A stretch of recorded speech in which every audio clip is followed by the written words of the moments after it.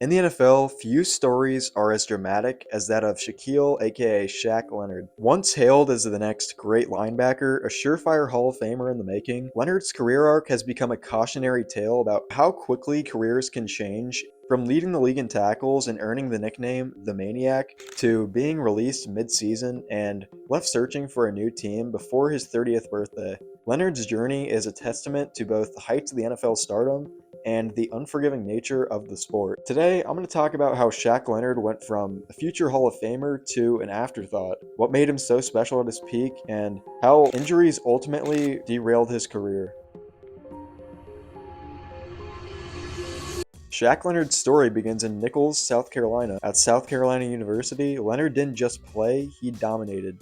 Over 4 seasons, he became the school's all-time leading tackler, racking up an astonishing 393 tackles, 53.5 tackles for loss, 22 sacks, 7 forced fumbles, and 6 interceptions. He was a 4-time All-MEAC selection, twice named MEAC Defensive Player of the Year, and twice HBCU Defensive Player of the Year. His breakout moment came in 2016 when he notched 19 tackles against Clemson, catching the attention of NFL scouts. Despite his production though, Leonard was considered undersized and overlooked by many Power 5 programs. In the 2018 NFL Draft, Leonard was selected in the second round, 36 overall, by the Indianapolis Colts. Even then, some analysts questioned whether his small school dominance would translate to the NFL. The Colts, however, they saw something special.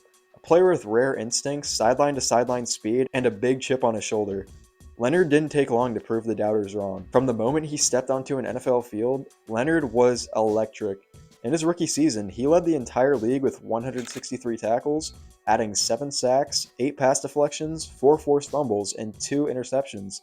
He was named NFL Defensive Rookie of the Year, first team All-Pro, earned the respect of veterans and analysts alike for his relentless play and infectious energy. To have this much production as a second-round pick coming from a small school in your rookie season, I mean, how could you not think that this guy was going to be the next great linebacker the NFL's seen? Leonard's style was all out, all the time.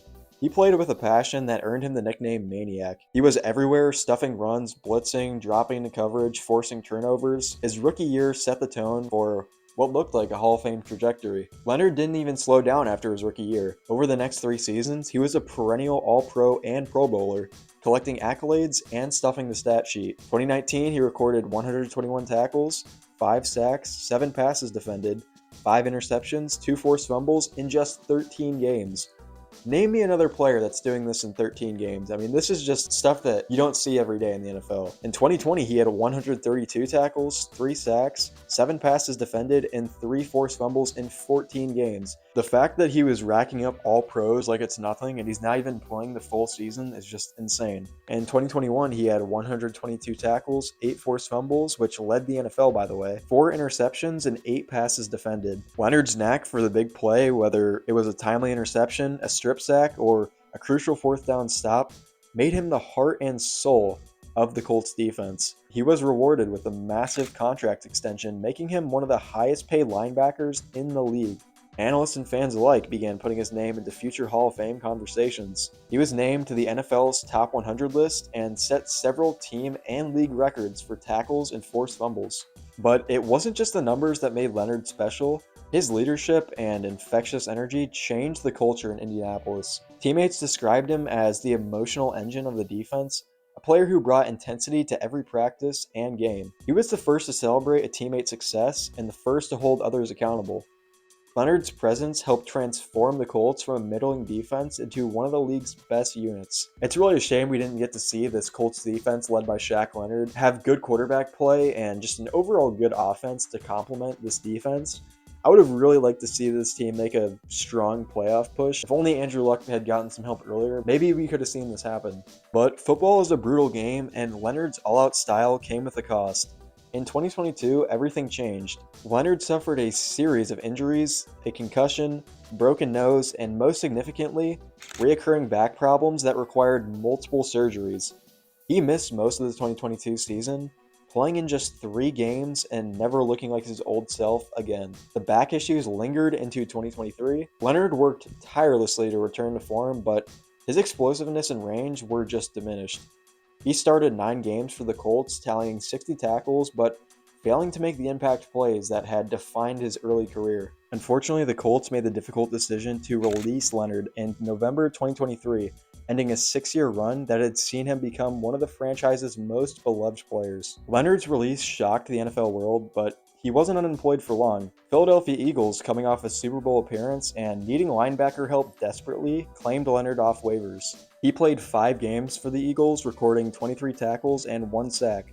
While he brought veteran leadership and experience, it was clear that the injuries had taken their toll. Leonard was inactive for the Eagles' playoff loss to the Buccaneers, and he did not make an impact that many had hoped for. His contract with Philadelphia was a modest 1-year deal, a far cry from the lucrative extension he once signed in Indianapolis. For the first time, Leonard's future in the league was in doubt. As the 2024 offseason unfolded, Leonard found himself without a team. Approaching his 29th birthday, he was waiting on that opportunity to play, but at peace with his career if this was the end. His stats remain impressive: 637 tackles, 31 passes defended, 17 forced fumbles, 16 sacks, and 12 interceptions in just 75 regular season games.